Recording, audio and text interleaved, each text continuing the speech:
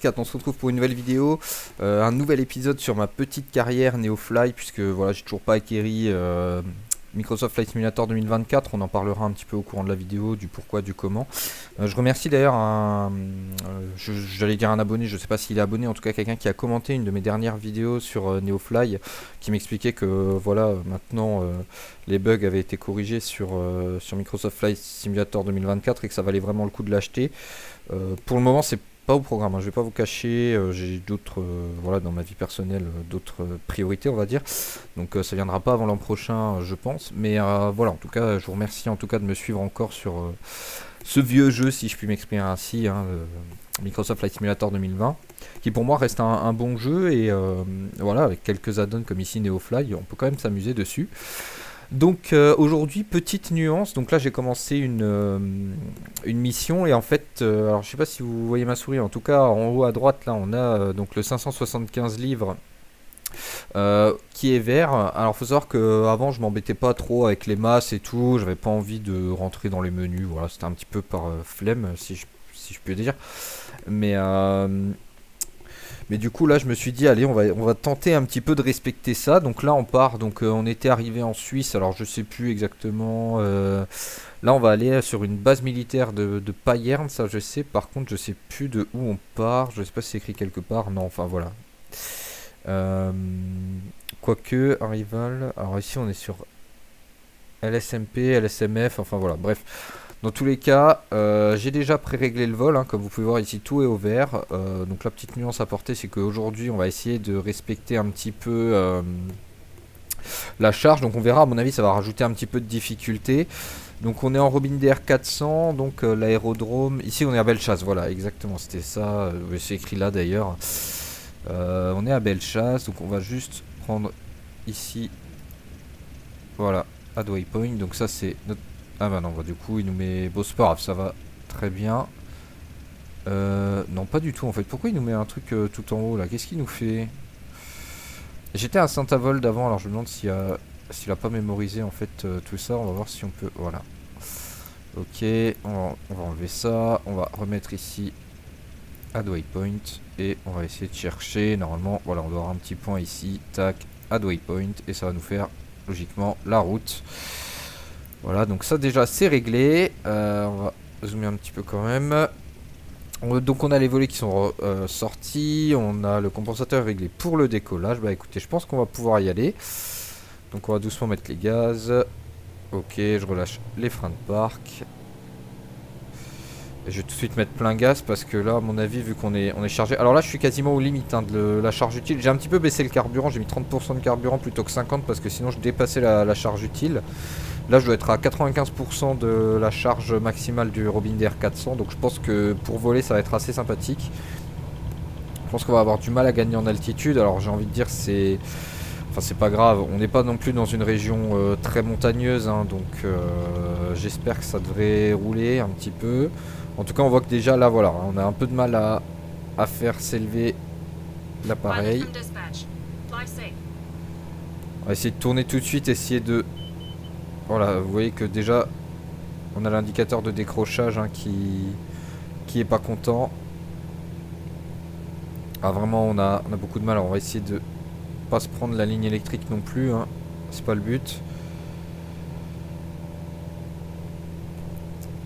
Je pense que ça va être un petit peu... il va y avoir un petit peu de challenge. Bah écoutez, c'est ce qu'on aime bien, hein.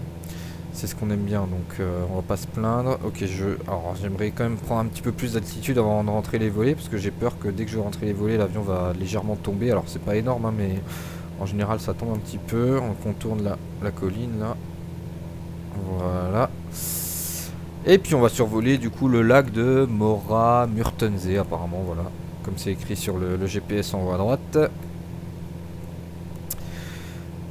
Bah écoutez, hein, autant profiter un petit peu de la vue. Ok, je peux rentrer les volets. Donc voilà, je viens de rentrer les volets. Je suis toujours plein gaz hein, pour info. Voilà, et puis... Bah écoutez, je vous propose qu'on longe le lac pour l'instant.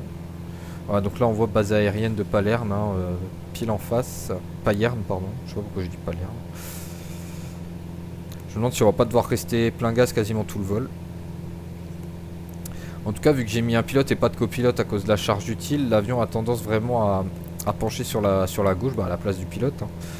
Je sais pas si vous voyez, là par exemple, voilà, je touche pas du tout le joystick et vraiment, on a vraiment cette incidence. Donc ça, c'est plutôt bien fait, hein, sur Flight Simulator. C'était déjà plus ou moins le cas sur FSX à l'époque, hein. Donc pas de grande nouveauté, j'ai envie de dire, mais en tout cas, voilà, c'est quand même bien simulé. Voilà, qu'est-ce que je peux dire de plus? Bah écoutez, pas grand chose. Oui, donc comme dit, je voulais vous parler un petit peu de Microsoft Flight Simulator 2024. Mais avant ça, je tenais quand même à vous souhaiter une très bonne année pour ceux qui n'auraient pas vu la vidéo. Alors je sais pas dans quel ordre elles sortiront, alors peut-être que je dis bonne année dans une autre vidéo qui sortira avant ou après, je sais pas. En tout cas voilà, je suis dans les premières vidéos que je tourne en 2025. Donc bah voilà, je vous souhaite à tous une merveilleuse année 2025. En vous souhaitant bien sûr la santé, hein, ça va de soi. Et puis surtout plein de réussite dans les projets que vous entreprendrez, si c'est en rapport avec l'aviation ou non d'ailleurs. Et puis voilà, d'être heureux tout simplement. Et puis et tout pareil pour vos proches, parce que c'est important d'être entouré de ses proches, je trouve, surtout dans cette période un peu. Bon voilà, on n'en parle plus beaucoup, hein, du Covid, mais quand même je trouve que ça a quand même renforcé les liens entre les personnes, même si voilà, on a tendance à rester chez nous par habitude du confinement. En tout cas, moi je sais que voilà, ça a renforcé certains liens, principalement avec ma famille du coup. Donc voilà, c'est tout ce que je peux vous souhaiter en tout cas. Parenthèse fermée pour la nouvelle année. J'ai réduit un petit peu les gaz là pour essayer de compenser un petit peu l'appareil. Je pense qu'on est assez haut, ça devrait suffire. J'ai un petit peu trop baissé le compensateur. Donc pour Microsoft Flight Simulator 2024, le pourquoi du comment, je l'achète pas, je l'ai toujours pas acheté, etc. Alors bon, premièrement, j'en avais parlé dans des précédentes vidéos, les bugs déjà, je trouve ça... Alors là, on va parler de questions de principe, parce qu'actuellement, il n'y a plus de bugs, etc. Donc je vous déconseillerais pas forcément de l'acheter actuellement.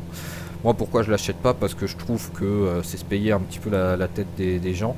Alors ils ont fait un beau message d'excuses, etc. en débloquant du contenu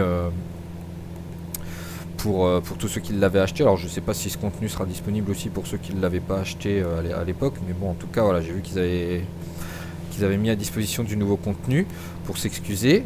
Honnêtement, je trouve ça vraiment bien, c'est une bonne idée. Là-dessus, rien à dire.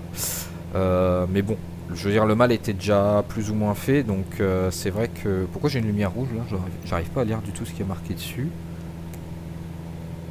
Alors, je sais pas si vous arrivez à lire. Essence bas niveau. Ah oui, quand même. Bon, pourtant j'avais mis 30% d'essence, ça me paraissait... Bon, je veux dire, je sais que je consomme quand même pas mal, mais... Bon, dans tous les cas, on n'est pas très loin, donc on est à peu près à mi-parcours, je pense que ça devrait aller. Je sais pas, on peut pas voir le niveau d'essence. Bon, je peux peut-être le voir. Pof. J'ai pas l'impression que ce soit là. Écoutez, je trouve même pas la jauge à essence. Enfin, en bas, en tout cas, on a une jauge de fuel là, mais qui est dans le vert. Ah non, ça c'est la pression, pardon. Autant pour moi. Non, bah écoutez, je sais pas. Bref, en tous les cas, on verra. Si l'avion se coupe, il se coupe et puis on fera avec, hein. Ah, il y a un petit circuit en dessous là, ou c'est un hippodrome peut-être, je sais pas. En bas à gauche là, alors je sais pas si vous voyez la souris, mais ici. Je sais pas ce que c'est, mais ça a l'air sympathique ça. Enfin bref, voilà, bon pardon, je m'égare un petit peu.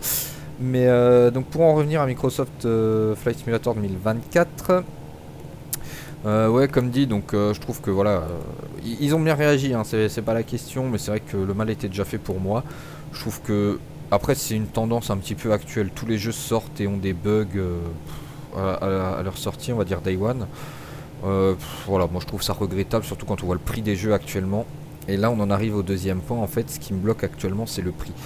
Bon voilà, j'ai acquéri du coup Microsoft Flight Simulator 2020 à un prix que j'estime raisonnable, puisque là j'ai la version on va dire la plus haute à l'époque, donc premium de luxe, je sais plus quoi, bref, que j'ai payé 45 euros je crois, quelque chose comme ça. Je trouve ça déjà cher, hein, personnellement, ça reste un jeu, hein, ça reste du bonus, mais bon, vu la qualité du jeu, ça me dérange pas. On va dire, j'aurais pu payer jusqu'à 50 euros, ça m'aurait pas dérangé. Quand je vois que les jeux sont à plus de 100 euros, honnêtement, je vais pas dire que ça vaut pas le prix, parce que je sais qu'il y a du travail derrière, etc. Mais quand je me souviens des jeux à l'époque FSX, je me souviens, j'avais des remords à le payer 40 euros. Bon, après c'était longtemps après sa sortie, etc. Donc voilà, mais j'avais quand même des remords à le payer 40 euros. Là aujourd'hui, quand je vois que là la version Aviator, donc la version Premium Plus, on va dire de 2024 est à plus de 200 euros. Honnêtement, je comprends pas comment on peut mettre ce prix là. Ça reste un jeu. Je comprends qu'il y a de la qualité et tout, mais déjà il y a ça. Faut ajouter à ça le prix des mods qui est, alors pour moi, alors là, ça c'est pareil, hein, mais c'est à l'époque les mods c'était moins de 5 euros. Aujourd'hui, quand je vois que le moindre petit mod est vendu 30 euros, alors je veux bien, il y a du travail, etc. C'est pas le souci, mais honnêtement, je pense, enfin, ça reste mon avis. Je pense que certains seront pas de cet avis, principalement les modeurs, hein, parce que je sais que ça demande beaucoup de travail. Mais j'estime que quand on n'est pas des professionnels ou, enfin, je sais pas comment expliquer, mais que vraiment c'est pas forcément notre travail principal. Vous voyez ce que je veux dire? Dans le sens où on va peut-être faire ça à côté, peut-être que, je veux dire, il y a, il y a très peu d'entreprises en tout cas qui vont faire spécifiquement que des modes Flight Simulator. Et quand bien même ils en feraient à l'appel, c'est-à-dire ils en feraient un nombre conséquent. Là, je suis désolé, quand je vois que certains studios qui sortent certains modes à plus de 40 euros, honnêtement, ouais, pour un appareil, pour un jeu, j'ai envie de dire, on a déjà le prix d'achat du jeu, on n'a pas forcément envie de dépenser la moitié du jeu rien que dans un seul appareil. Donc, c'est sûr que si on met, on va dire, si on prend le prix d'un mode par exemple et qu'on prend le prix du jeu, ah bah le jeu c'est sûr il est pas cher, hein, parce que pour le prix de 4 modes à peu près, on a un jeu avec, je sais pas, peut-être 20 ou 30 appareils, alors que c'est le prix de 4 appareils modés. Enfin voilà, vous comprenez, je pense un petit peu la logique. Mais, non, non, honnêtement, c'est horriblement cher actuellement, tout ce qui est jeu, etc. Je trouve que ça a pris une ampleur aussi assez importante. Bon, en tout cas, voilà, là je prépare mon approche du coup pour la base aérienne. Alors, vu qu'on est lourd, ce qui est bien, c'est que j'étais largement trop haut lors de mon approche, et là on a très bien rattrapé, hein, avec le poids, honnêtement. Alors, on est un petit peu trop à gauche, on va essayer de corriger tant qu'à faire, puisque on était un petit peu en avance là sur notre approche. Voilà.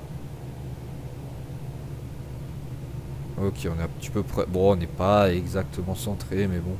La piste est assez large, hein, on est sur une base aérienne, elle est longue, elle est large. Voilà, hop, au moins on a rattrapé un petit peu le centrage. Smooth landing. Ah bah écoutez, on l'a enfin là. À chaque fois j'avais des...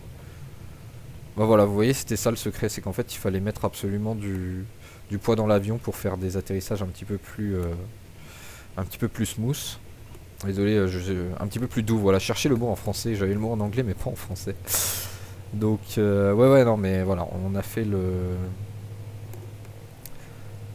notre atterrissage un petit peu plus doux là. Alors je sais pas, j'ai pris la première sortie qui venait, honnêtement je sais pas du tout où je vais, hein.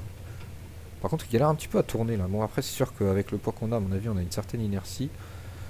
Je vais voir si je me gare là et si j'éteins le moteur, est-ce que ça me le prend. Avant j'ai eu des petits soucis, parce que j'ai joué un petit peu avant pour me remettre dans le bain. J'ai eu des petits soucis, quand j'ai arrêté le moteur il m'a pas validé la mission, donc bon là ça a l'air d'être fait. Ok, nickel. Donc ouais, honnêtement je trouve que le prix, voilà, c'est un petit peu abusé. J'ai un peu de mal là-dessus encore.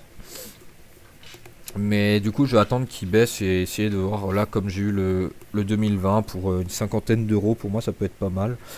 J'hésite encore sur la version que je prends, si je prends l'équivalent de la version que j'ai là, donc la Premium Deluxe, ou je prends la version Aviator. Dans la version Aviator ça ajoute seulement des avions, et les avions sont pas sensationnels, c'est beaucoup d'avions historiques. Alors c'est des avions que moi j'affectionne pas particulièrement. Pour ceux qui aiment l'histoire, honnêtement je pense que ça peut être un plus et ça peut être sympathique. Moi perso c'est pas mon kiff, donc voilà. Le seul à la limite qui peut être sympathique c'est le Cessna 207, je crois, qui est compris dedans, mais c'est le seul qui pour moi, ça il y a, je crois, un Bell ou... Enfin je sais plus, il y a un hélico, un vieil hélico aussi qui est disponible dedans, pourquoi pas, mais voilà, c'est vraiment pas les trucs qui me passionnent. Donc peut-être rester sur la version Premium Deluxe si j'arrive à la trouver pas trop chère. Pour l'instant elle est encore trop chère, donc j'arrive pas à la trouver en dessous de 50 euros. Mais voilà, en tout cas, moi j'aime bien... Enfin, je préfère attendre, on va dire, plutôt que j'aime bien attendre. Je préfère attendre et payer moins cher que là, payer actuellement 150-200 euros pour le jeu, alors que... Je veux pas dire que ça les vaut pas, mais vraiment... ça reste un jeu pour moi. Je peux comprendre que des gens qui passent plusieurs jours d'affilée sur le jeu, etc. Honnêtement, je serais comme ça, je l'achèterais à ce prix-là, c'est pas le problème. Moi, pour l'utilisation que j'en ai, honnêtement, c'est pas le prix que je veux mettre. Mais voilà, après, je suis d'accord que si, honnêtement, je pense que ça les vaut. Enfin, vu le travail qu'il y a derrière, voilà. Actuellement, qu'ils ont corrigé les bugs, etc. Je pense, pourquoi pas. Mais non, ça reste encore trop cher pour l'utilisation que j'en ai, personnellement en tout cas. Voilà. Bon, après, c'est mon avis. Je vous laisserai débattre si vous avez envie. Voilà, écoutez, je vous propose, parce que là la mission était plutôt courte, je vous propose de voir un petit peu si on peut retrouver une mission assez courte. Parce que, bah, bon, c'est bien, on a un petit peu papoté, mais c'était pas encore forcément l'extase. LSGE, c'est quoi ça? Mais même pas. Ah oui, ok, c'est là, d'accord. Bon, en tout cas, on gagne moins de 2000 euros, je vois pas trop le. Enfin, 2000 dollars, c'est même. LSZJ. Bah là on en vient, j'aimerais bien aller vers le sud. Idéalement j'aimerais bien aller vers les Alpes. Donc je me demande si on va quand même pas faire la mission, la LSGE. Dans l'idéal j'aurais aimé aller vers LSGT. LSGY je crois qu'on y était déjà. C'est quoi? On est à 1800 euros. Il met pas le nom par contre de la... C'est quoi? Hivernon les bains. Non, quoique ça me dit rien. Ou alors LSTR, mais ça risque de faire un petit peu long peut-être. Et ça c'est quoi LSTR? Bon, en tout cas ça rapporte pas mal d'argent, c'est bien. On est à 241, donc c'est pas excessif. Maraîchère, bon écoutez, est-ce qu'on fait ça? Comme ça on se dirige vraiment vers le sud et ça peut être bien. Après pour retourner en France, j'aimerais bien essayer d'aller vers les Alpes personnellement.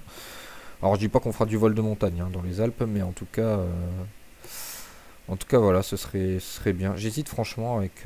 vous savez quoi, non, on va peut-être faire ça parce que sinon la vidéo va être un peu longue et je pense que ça va vite être un petit peu embêtant pour vous. Mais ça me paraît vraiment pas mal. Je pense que LSTO... Ah oui, on retournerait vers le nord et puis de toute façon là je peux pas puisque c'est trop lourd pour l'avion. On va essayer là avec le 208, là ça me paraît pas mal. Voilà, et puis comme ça permettra de faire la fin du lac qu'on vient de faire. Je vous laisserai profiter de la vue. Ok. Oh, carrément. Ouais. Elle vient de dire bonjour mon transporteur préféré. Vous avez vu, on a une touche, hein. On a une touche. Bon, blague à part, on va déjà... je sais pas, je crois que je peux faire le plein sans forcément aller... refuel. Je propose qu'on mette... bon, je sais pas... on va mettre ça, on verra. Fuel has been added to the aircraft. Coût 17 dollars. Ok, vas-y. Nickel. Je vais pendant ce temps faire les masses. Alors, payload required. Faut mettre 180... bah non, ça m'étonnerait que... Ah non, j'ai plus 197, donc faut que j'enlève 197. Ok. Alors, on a les 405 ici. Il faut mettre... non, ça m'étonnerait qu'il faille mettre 378. Ah non, ça va être 378 avec les 170. Écoutez, de mémoire c'était 201. Alors je vais essayer 201, on verra ce que ça dit. Missing payload. Non, bah écoutez, vous savez quoi, on va aller voir, ce sera plus simple. Alors, c'est ici.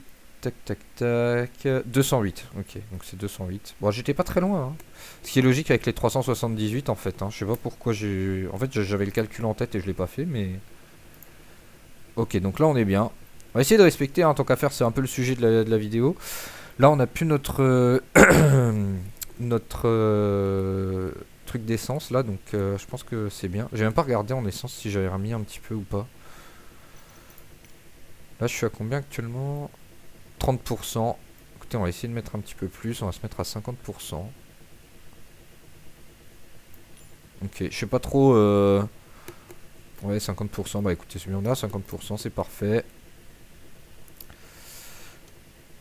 Alors, on va démarrer, ok, donc là c'est bon. Et le starter qui est, je sais plus du tout, je crois là en bas, non? C'est pas ce bouton là, bouton de démarreur. Ah, faut rester un petit peu appuyé dessus. Ok, nickel. Ça me fait penser, la dernière fois j'étais à l'aérodrome d'Apsheim. Et il y avait justement un Ruin DR400 que j'ai pu voir démarrer. Honnêtement, c'est assez impressionnant. Et puis ça fait un bruit au démarrage. C'est assez hallucinant. Franchement, en vue extérieure, je sais pas si. Non, franchement, ça fait. Je sais pas si. Honnêtement, ça faisait.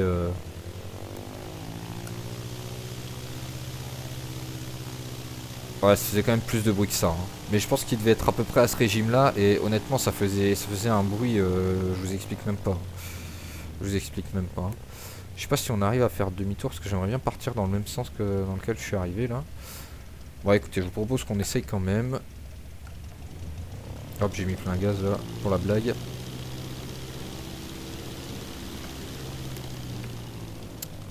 Donc on va se remettre en vue intérieure, nickel. Bon, alors je respecte pas trop les taxiways, etc. J'ai un petit peu la flemme, j'avoue. On va faire notre plan de vol en attendant là, add waypoint et ici, tac, add waypoint. Ça va nous faire notre petit. Mince, c'est déjà ça la piste, non en fait? Je suis déjà sur la piste là, non? Ah oui, complètement, ouais. Je sais pas pourquoi j'allais tout droit là, mais. Ok, donc là on a les volets complètement sortis, donc on va remonter un cran de volet. Tiens, on voit le camion citerne plus bus là. Ok, donc là logiquement, j'ai quand même vérifié en vue extérieure, ouais, c'est bien ça. Ok, et puis on va y aller.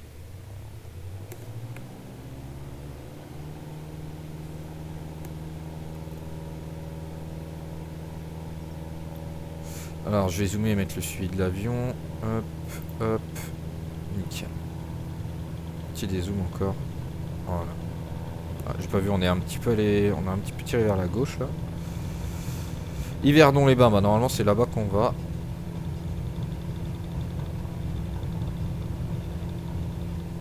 Hop. Allez. Et là je peux tout de suite enlever les. Je peux tout de suite enlever les volets parce qu'on sent vraiment, hein, qu'on est plus léger, hein. Honnêtement, l'avion est beaucoup plus réactif.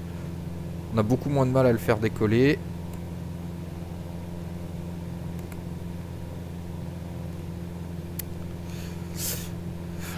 Donc voilà, ouais, pour en revenir à Microsoft Flight Simulator 2024, ouais, comme dit, pour l'instant trop cher pour moi, en tout cas, enfin pour l'utilisation que j'en ai. Je pense que honnêtement, un bon prix pour un jeu comme ça doit être à peu près une centaine d'euros, je pense.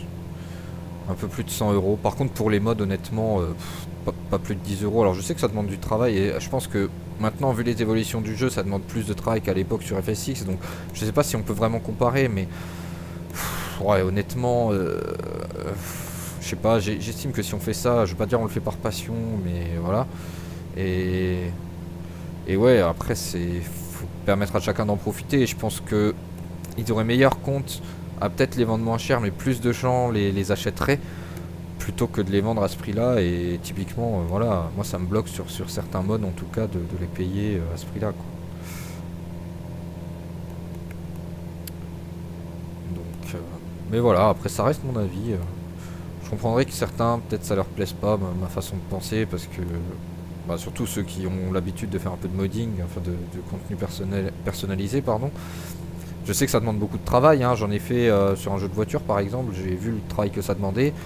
Je l'ai pas mis à disposition parce que j'estimais que mon travail n'était pas assez qualitatif et qu'il existait bien meilleur sur le marché. Donc voilà, mais si j'avais dû le mettre à disposition, honnêtement, j'aurais demandé 0 € quoi. Le but c'est d'en faire profiter les autres. De toute façon, je l'avais fait pour moi.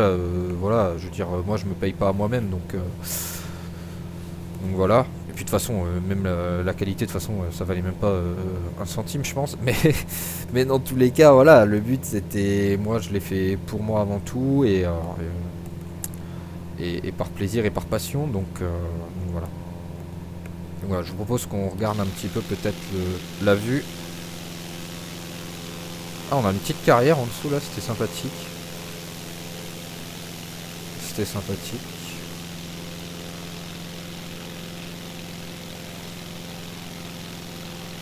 Bon, en tout cas, il y a des beaux petits terrains là, hein. Là, on survole. Donc actuellement, hein, pour rappel, on est en Suisse, hein, pour ceux qui n'auraient pas suivi. C'est vrai que je sais plus si je l'ai dit ou pas. Mais il y a des très beaux paysages, hein, en Suisse, hein. On voit que finalement, c'est pas très très citadin. Je sais pas trop où on est exactement dans la Suisse et tout, mais c'est vrai qu'on a l'impression que vu que la Suisse c'est un petit pays et qu'ils ont beaucoup de richesses, que c'est forcément des grandes villes. Mais bon, Il y a... Il y a 2-3 grandes villes, hein, je dis pas, hein. On prend Bâle, à mon avis, je sais même pas, non, Neuchâtel, je suis pas sûr que ce soit si grand que ça, mais on a Bâle, on a Berne, Fribourg, je pense que c'est des villes qui sont assez grandes. Enfin, Bâle, je connais parce que c'est pas loin de Mulhouse, mais donc c'est vrai que Bâle, j'ai pu y aller, et voilà, on a Genève, forcément,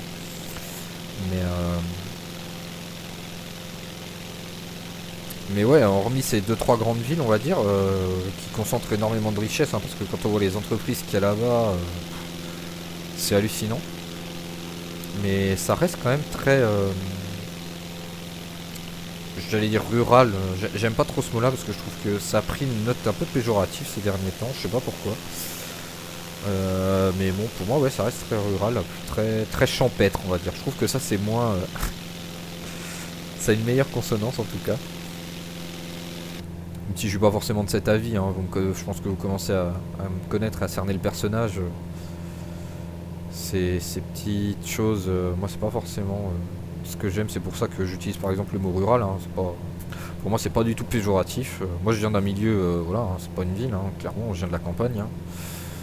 Bon, honnêtement, je préfère, enfin j'ai 1000 fois préféré la campagne à la ville. Hein. Là, quand je vois que je dois aller à Mulhouse, et pourtant Mulhouse c'est pas une grande ville, hein, mais franchement j'aime pas du tout. Hein. C'est pour ça que je vis en banlieue, dans un village pas très urbain, on va dire. Il y a pas beaucoup enfin, il y a quasiment pas d'immeubles, hein, c'est très pavillonnaire comme petite ville. Donc, mais c'est collé à Mulhouse, donc c'est pratique.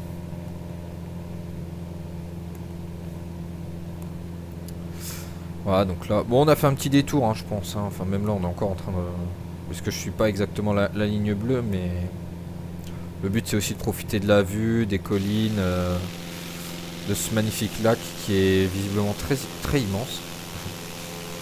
Tiens, le chauffeur a disparu entre temps, tiens. Enfin, le pilote, pardon. Avant, il était là dans la vue extérieure, mais là, il est plus là. Alors, je sais pas si. Attendez, on va essayer de faire le tour, peut-être. Non, je sais pas. Bon, on va écouter. Hein. Je suis toujours plein gaz depuis tout à l'heure, là. C'est bien que je réduise un petit peu quand même. Voilà, c'est fait.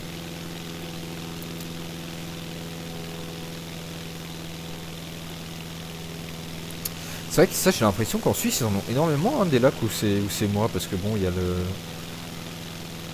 le lac de Constance, là, le lac Léman, le lac de Genève. Alors, d'ailleurs, petite anecdote, je sais plus si je l'ai déjà dit, mais je parlais avec une fille, pardon, en fait, je viens de m'apercevoir que j'ai touché le bouton du compensateur sans faire exprès.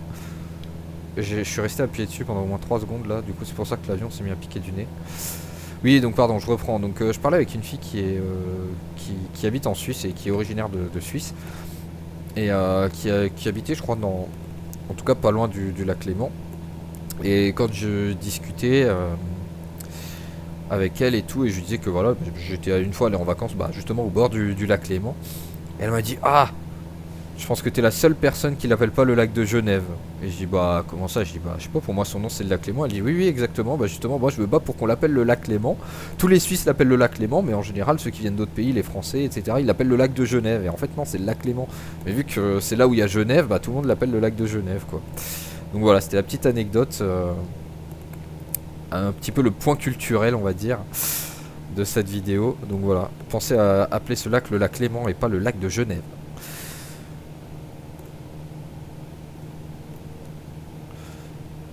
Enfin, il me semble que oui, je crois que c'était Genève. Hein.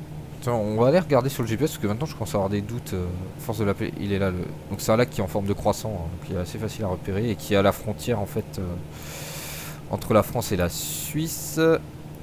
Non, Monaco, ça c'est la mer, ça. Oula, je crois que ouais, je crois qu'on a planté là. Alors ça me l'a fait avant aussi. Hein. Faut savoir que je sais pas pourquoi ça a pris un petit peu de temps pour charger des choses, etc. Donc j'espère que c'est ça et que ça n'a pas complètement planté.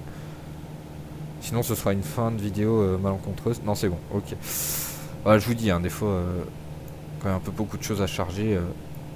Pour rappel, je suis sur un PC portable. Voilà, bon là pareil, hein, ça frise un petit peu. Je sais pas si c'était vraiment la bonne idée hein, de regarder sur ce GPS. Voilà, donc on a le lac Léman qui est ici, hein, en forme de croissant. Là vous voyez la frontière entre la Suisse et la France. Par contre j'ai du mal à repérer la piste, c'est ça la piste, ok. Ouais, elle a l'air assez petite. C'est le canton de Vaud. Par contre je vois pas du tout. Gland, bah tiens il y a une ville qui s'appelle Gland, c'est super. Moi voilà, j'étais à Thonon-les-Bains hein, pour info. Et ça c'est quoi comme... Non c'est Lausanne. C'est Lausanne, c'est pas Genève du tout en fait. Mais je me demande si Genève c'est pas... Si Genève c'est là, oui donc c'est ça, ouais c'est bien. Ouais voilà, les gens l'appelaient le lac de Genève. Voilà, Genève c'est là où il y a les photos ici. Donc on va revenir un peu sur là où il y a l'avion.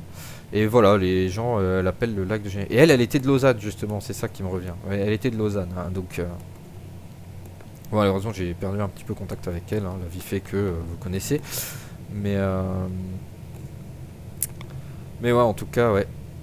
Donc c'est bon à savoir que... Faut pas l'appeler le lac de Genève ni le lac de Lausanne, mais c'est le lac Léman. Et du coup, pour ceux qui se demandent, hein, c'est là-bas qu'il y a Thonon, Évian, etc. Donc, tiens, la piste est fermée d'ailleurs. Bon, on va quand même atterrir dessus. De toute façon, il n'y en a pas 30, hein, mais il y a la petite croix sur la piste. Donc, je pense que ça va être un aérodrome qui a fermé ses portes. Je trouve qu'on est un petit peu rapide là, hein, honnêtement. Transporter from dispatch. Nice landing. Ah. Go to the parking and put your parking brake on. I'll be in touch. Elle m'a dit nice landing. Ah, on a le smooth de nouveau, donc vous voyez comme quoi. Ok, bon, on va faire comme tout à l'heure. Hop, tac, tac.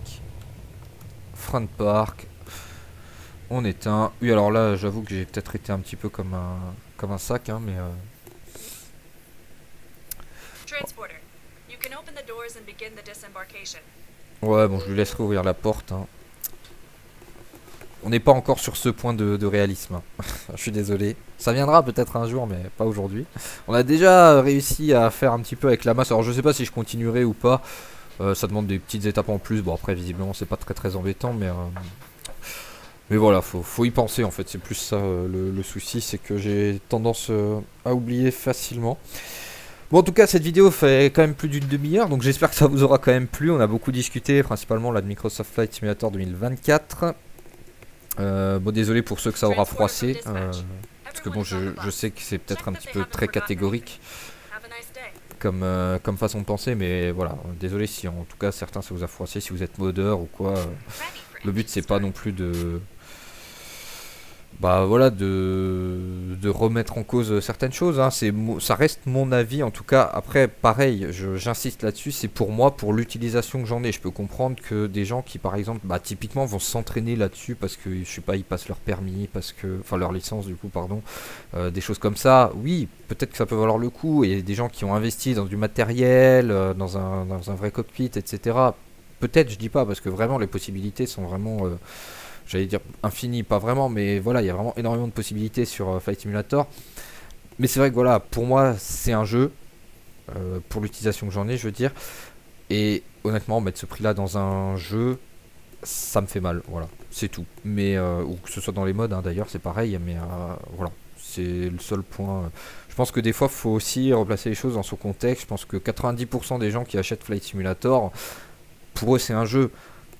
Ceux qui veulent des modes, etc., c'est pour s'amuser, c'est pas pour s'entraîner au pilotage, avoir un réalisme de fou furieux, etc. Alors c'est vrai qu'on prend une claque graphique, c'est vrai que voilà, mais faut pas oublier que pour 90% des gens, ça reste un jeu. Et bon, peut-être que 90%, je suis large, on va dire peut-être 70%, mais voilà, en tout cas pour la majorité, ça reste un jeu. Moi je pense surtout aux petits enfants que j'étais qui voulaient jouer à Flight Simulator à l'époque, donc c'était FSX. Voilà, je devais avoir, je sais pas, peut-être 10 ou 15 ans, enfin... peut-être même, enfin ouais, en tout cas plus de 10 ans, ça c'est sûr, parce que j'ai pas eu d'ordinateur avant, mais voilà, je devais avoir 12-13 ans quand j'ai commencé Flight Simulator. Et c'est vrai que je vois mal un enfant de aujourd'hui 12 ans payer 200 € un jeu, quoi. Donc après vous me direz, oui, bah il a qu'à se contenter de la version normale, enfin la version la plus bas de gamme là, mais bon, la version la plus bas de gamme, je crois que c'est quand même 70 ou 80 €. Bon bah ça reste très cher pour un jeu, pour un enfant, quoi. Donc voilà. C'est juste cet avis là, je pense qu'il faut prendre en compte. En tout cas voilà, heureusement on arrive à trouver. Alors moi c'était le Microsoft Store islandais, je sais pas pourquoi d'ailleurs. D'ailleurs il n'y a pas de problème, hein, pour ceux qui veulent un petit retour d'expérience là-dessus, j'en parlerai dans une prochaine vidéo, mais il n'y a pas de problème à l'acheter sur des stores Island, hein, vous voyez très bien, ça se joue très bien, j'ai l'anglais, j'ai le français, j'ai tout ce qu'il faut. Donc voilà. Il n'y a pas trop de soucis là-dessus. Alors faut faire la conversion parce que c'est avec l'argent de là-bas. Donc mais bon, ça vous faites un petit Google et vous voyez à peu près combien ça coûte. De toute façon sur votre compte vous serez retiré en euros normalement de mémoire. Donc voilà. En tout cas, merci à tous d'avoir suivi cette longue vidéo du coup sur ma carrière Neofly. J'espère que ça vous aura plu. En attendant la prochaine vidéo, prenez soin de vous, prenez soin de vos proches. C'est important, pardon, j'arrive plus à parler, on va y arriver. Voilà, bah écoutez, c'était Race4, à très bientôt, salut.